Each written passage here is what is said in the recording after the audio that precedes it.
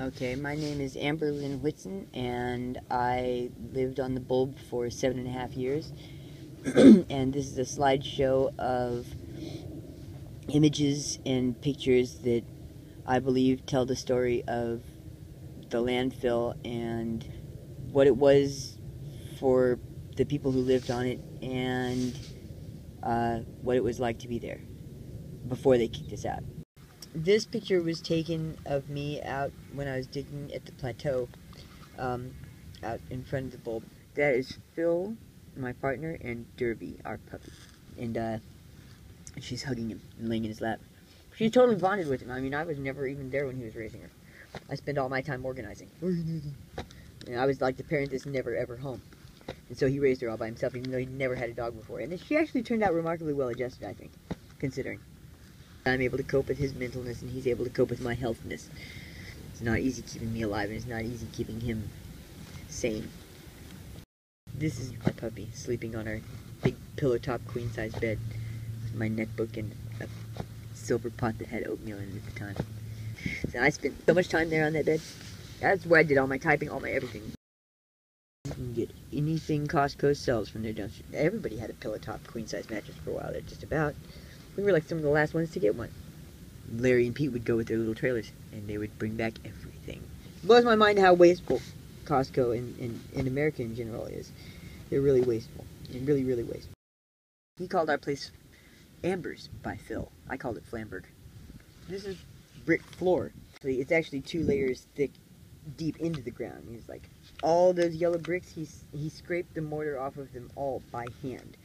It's over 2,000 bricks. I think it's 10 feet by 10 feet roughly. Rather than a tent, it was like tarps hung in overhang style so that it would protect us from the elements. We would weave sticks into the fence, and then crabgrass grew up from the ground and grew up through the fence till it was taller than me. And then he started adding scrap metal too. So we had a scrap metal and slag and dirt and branch and crabgrass perimeter fence that grew up all around us. That's Booty. Booty, Booty. That's my cat Booty. It's sitting on my legs where I used to dig behind our backyard. That was the place where I got all my old antique marbles, where I got all my dog tags. That bush right behind her is the one that I got all my dog tags out of. I found ones people that lived in Missouri, Texas, Cincinnati, Hawaii, all World War II. This was once a concrete mixing truck. That's the gear that goes on the outside that turns and mixes the concrete. And it was dumped in the bay after it was no longer used, just barely off the shore of the Albany landfill, and then was unearthed and dismantled and sold for scrap metal by people living here.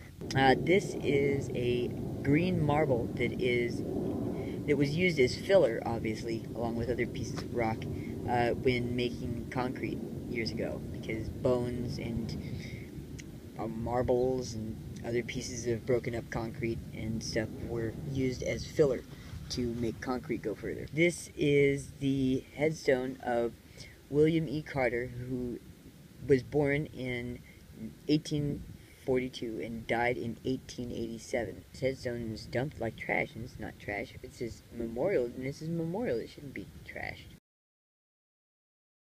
This is the sunrise viewed from the library, back when it was still standing, from the Freeman's Library that Jimbo built. But usually I was getting ready to go to bed when the sun was rising. This is one of the incredibly vividly colored sunsets that you're able to see from out here without buildings and other things, light pollution, etc., obscuring your view of it. But now we're stuck in the concrete jungle. I hate the concrete jungle. I can't do that whole inside living thing. I mean, I'm coping with it. It's nice to be able to take a shower every day. I can't do the living town thing. I don't even know how I've coped with it this long. I mean, I guess I'm a survivor or whatever, and I'll cope with it however long I have to, but I'll definitely be yearning for the day when we can be free range again.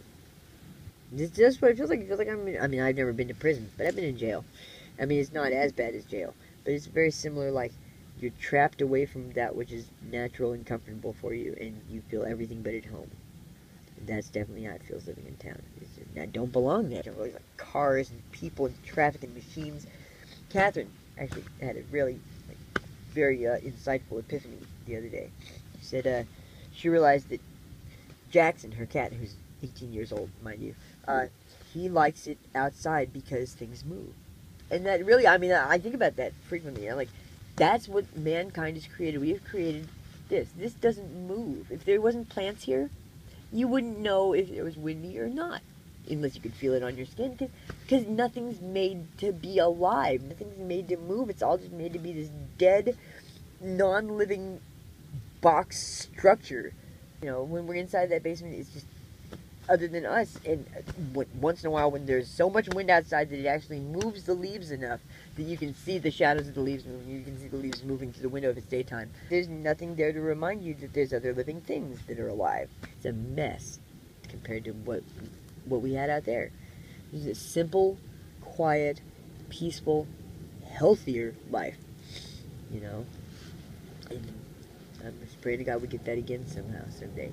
Preferably on the bulb, but if not on the bulb, somewhere where I can be healthy again.